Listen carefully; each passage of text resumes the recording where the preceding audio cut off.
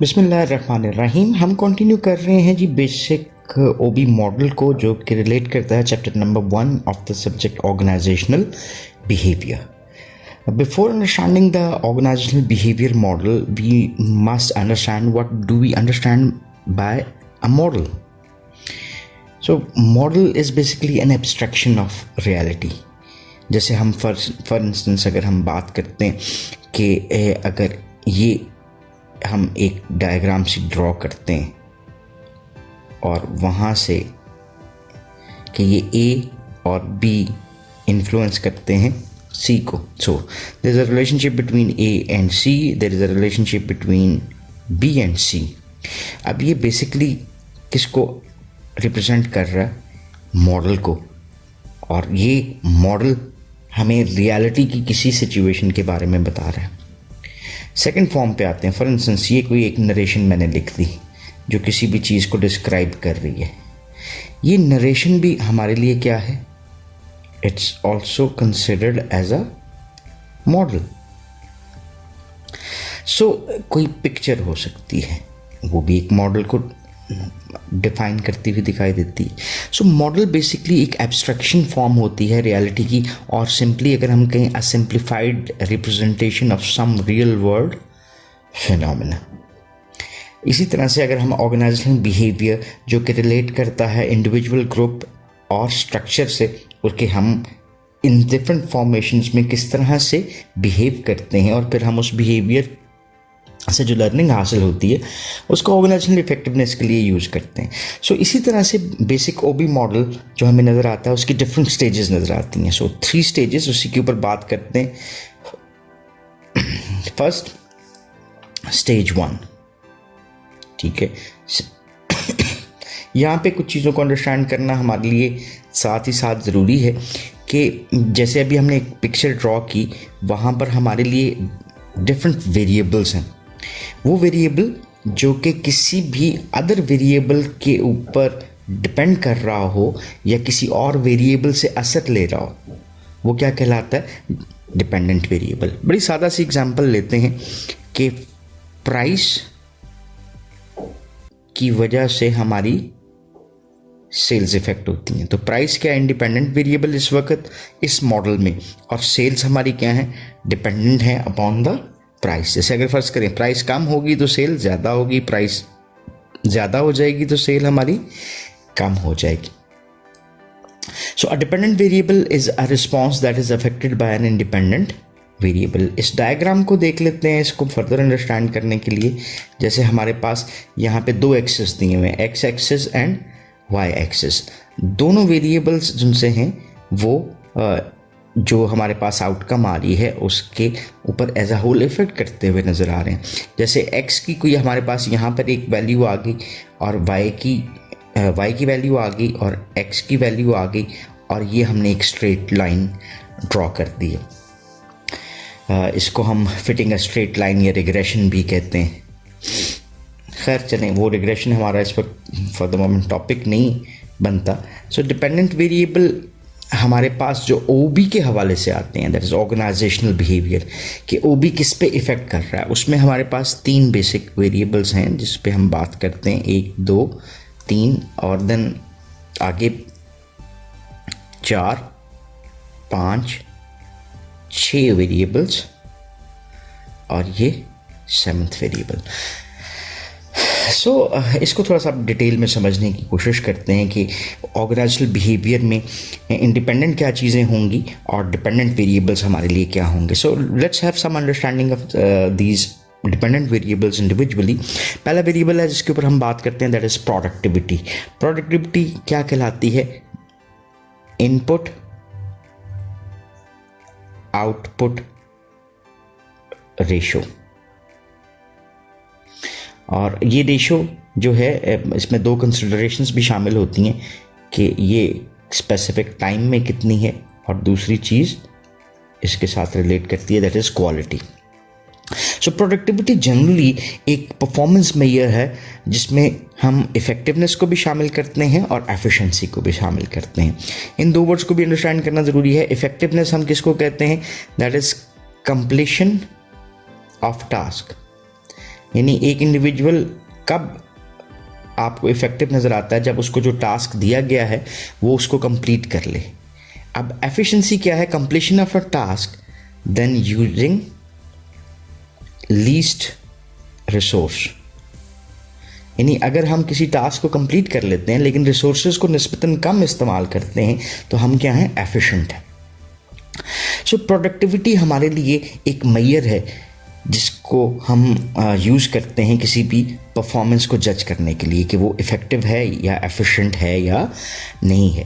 जैसे for instance हमने ये कहा कि हम ओबी में इंडिविजुअल, ग्रुप और स्ट्रक्चर को देखते हैं, बिहेवियर्स को असेस करते हैं कि हाउ पीपल बिहेव, और उससे जो लर्निंग हासिल होती है उसको ऑर्गेनाइजेशनल बेटरमेंट के लिए यूज़ कर रहे हैं। सो अगर हम ओबी में इन तीनों वेरिएबल्स को देखें तो ये प्रोडक्टिविटी को इफेक्ट कर रहे हैं। सो यहाँ पर हमारा प्रोडक्टिविटी क्या हुआ? एक डिपेंडेंट वेरिएबल। सो ये दो, इफेक्टिवनेस और एफिशिएंसी, अचीवमेंट ऑफ गोल्स और the ratio of effective output to the input required to achieve it. इसको अगर और एक्सप्लेन करना चाहें तो हमारे पास जो रिसोर्सेज हम सेव करते हैं वो क्या हो सकते हैं? वो टाइम हो सकती है, कॉस्ट या फाइनेंसेस हो सकते हैं, अदर रिसोर्सेज आपके पास आ सकते हैं। जैसे फॉर इंस्टेंस ये अगर एक पीस ऑफ पेपर है और मैं आपसे कहता हूँ कि इसमें से ये इस साइज़ की राउंड फिगर आप कट करें, तो चलो जी ये मैंने कटिंग कर दी। एक और बंदे को मैंने यही चीज़ दी और उसने यही कटिंग इस तरह से की कि इसमें उसने ज़्यादा पीसेस कट कर लिए, ठीक है। अब अगर ये ज़्यादा पीसेस उसने कट किए हैं तो जस्ट एक एग्जांपल, ये जो शीट मैंने दी थी ये लेदर की एक शीट है, ठीक है, और लेदर इज़ वेरी एक्सपेंसिव। तो ये बंदा 9 पीसेस कट कर रहा है, ये 12 कट कर रहा है। So this person is more efficient than this one. So जहाँ पर उसने लेदर एज अ रिसोर्स बताया और उसी टाइम में जब उसने 9 पीस कट किए, इसने 12 पीस कट किए हैं, तो डेफिनेटली इसने टाइम को भी सेव किया। So that is the concept of productivity. Next हमारे पास जो डिपेंडेंट वेरिएबल में बात आती है वो क्या है? That is absenteeism. एक बात बताता चलूँ कि हमारे पास जो डिफरेंट टाइप्स ऑफ वेरिएबल्स होते हैं उसको हम टैग भी कर सकते हैं। कैसे टैग करते हैं? जैसे हमारे पास कुछ वेरिएबल्स हैं जो कि किस नेचर के होते हैं? पॉजिटिव। जैसे productivity is a positive variable. फिर हमारे पास कुछ वेरिएबल्स होते हैं जो कि नेगेटिव नेचर के होते हैं, जिसमें हम नेगेटिव आउटकम को देख रहे हैं। यही एग्जांपल हमारी बनती है एब्सेंटिज्म के लिए। एब्सेंटिज्म है क्या? That is the failure to report to work. अगर organisational behaviour is more effective in its nature तो हमारा एब्सेंटिज्म क्या होगा? रिड्यूस हो जाएगा। और अगर हम अपने बिहेवियर्स और चीज़ों में, ऑर्गेनाइजेशन में पॉजिटिवली चीज़ों को मैनेज नहीं कर रहे तो उसकी वजह से लोग डिससेटिस्फाई हो सकते हैं और उनका absenteeism, that is the failure to report to work, might increase as well. Next एक और variable which is also of negative nature, ये क्या है? टर्नओवर। डिफरेंट कॉन्टेक्स्ट में टर्नओवर के मतलब डिफरेंट होते हैं, लेकिन ह्यूमन रिसोर्स मैनेजमेंट में हम टर्नओवर के मानी लेते हैं voluntary and involuntary permanent withdrawal from an organisation. सादा लफ्ज़ों में ऑर्गेनाइजेशन को छोड़ जाना किस मानों में आता है? टर्नओवर के मानों में आता है। इसमें उसने दोनों चीज़ें कही, वॉलंटरी कि मैं खुद छोड़कर जा रहा हूँ या मुझे मजबूर किया जा रहा है कि मैं ऑर्गेनाइजेशन को छोड़कर चला जाऊं। और जब एक इंडिविजुअल ऑर्गेनाइजेशन छोड़कर चला जाता है तो उसको क्या कहते हैं? टर्नओवर।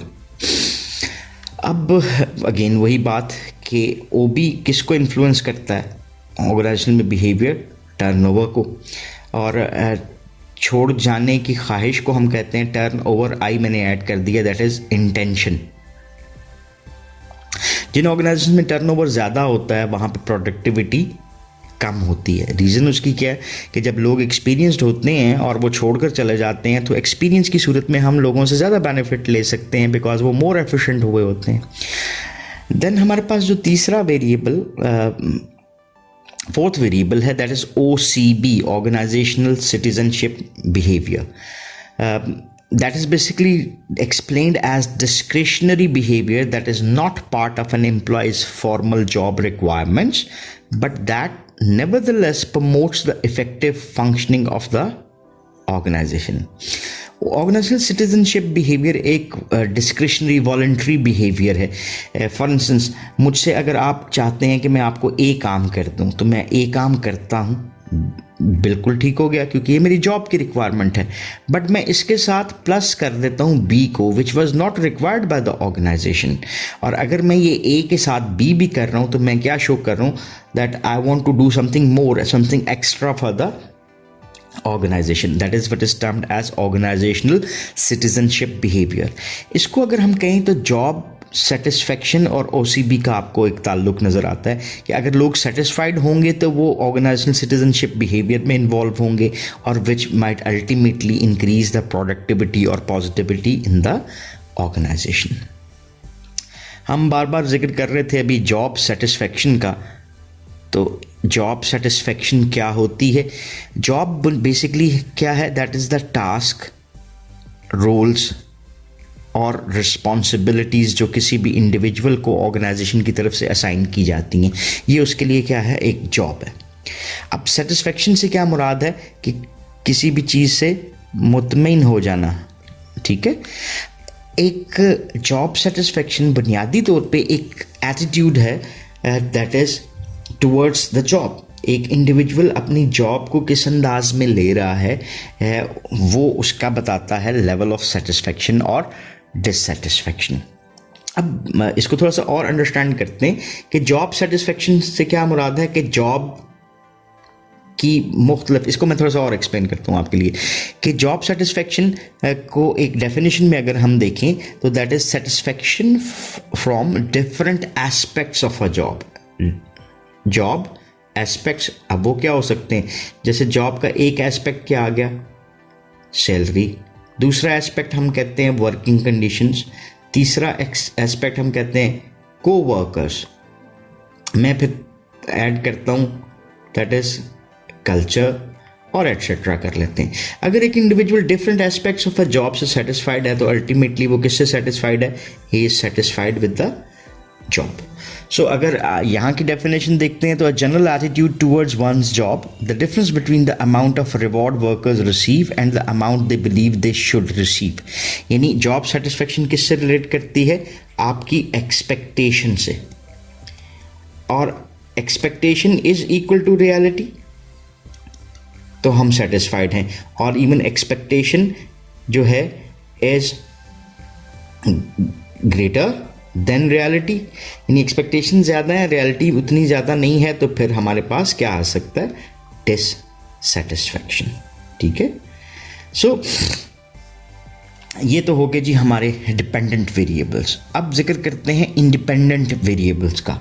यहाँ पे हमारे पास, हमने पहले भी डिफाइन किया था, अभी दोबारा देख लेते हैं। इंडिपेंडेंट वेरिएबल ऐसा वेरिएबल होता है जो किसी और पे डिपेंडेंट नहीं है। ठीक है। फॉर इंस्टेंस ये मॉडल हमने बनाया, ए इफेक्ट करता है बी को, ए किसी और से इफेक्ट नहीं ले रहा, ये देख लें। ठीक है। और बी ए से इफेक्ट ले रहा है, तो यहाँ पर ए इंडिपेंडेंट वेरिएबल हुआ और बी डिपेंडेंट वेरिएबल हो गया। So presumed cause of some change in the dependent variable. अब मॉडल के हवाले से अगर हम बात करते हैं ओबी मॉडल में, तो हमारे पास इंडिपेंडेंट वेरिएबल 1, 2 और 3 नज़र आते हैं। पहला क्या आया? Individual level variables. दूसरा के क्या आए? Group level variables. और तीसरा ऑर्गेनाइजेशनल सिस्टम, या इसको हम कहते हैं स्ट्रक्चरल वेरिएबल्स। ठीक है। तो ये 3 वेरिएबल्स हैं जो क्या करते हैं? इफेक्ट करते हैं। सो ओबी मॉडल क्या हुआ कि अगर आप देखते हैं, ये मैं आपके लिए एक डायग्राम सी डिवाइस करता हूँ। 1, 2 और 3, ये लेवल कौन सा है? That is individual. इंडिविजुअल्स को इकट्ठा किया, क्या बन गया? ग्रुप। और फिर ग्रुप को मिलाया तो हमने क्या बना दिया? स्ट्रक्चर। सो 3 स्टेजेस के ऊपर आपको ओबी मॉडल नजर आता है, that is individual, then group and then structure. हम ये देखते हैं कि कैसे इंडिविजुअल का बिहेवियर, ग्रुप के डिफरेंट एस्पेक्ट्स और स्ट्रक्चर के डिफरेंट एस्पेक्ट्स इंडिपेंडेंट वेरिएबल्स को इन्फ्लुएंस करते हुए नज़र आते हैं। So that was all about lecture. हम इसमें चैप्टर नंबर 1 को कंप्लीट कर रहे हैं। बेसिक ओबी मॉडल को हमने देखा, जहाँ पे हमने डिपेंडेंट वेरिएबल्स को देखा, देन डिफरेंट वेरिएबल्स डिपेंडेंट हमने देखे, productivity, then absenteeism, turnover, organization, citizenship behavior and job satisfaction, और देन हमने इंडिपेंडेंट वेरिएबल्स को अंडरस्टैंड करने की कोशिश की. So if you still have any question और queries, so you can ask in the comment section and definitely we would love to answer those. So thank you very much for watching this video. Have a nice time. Allah Hafiz.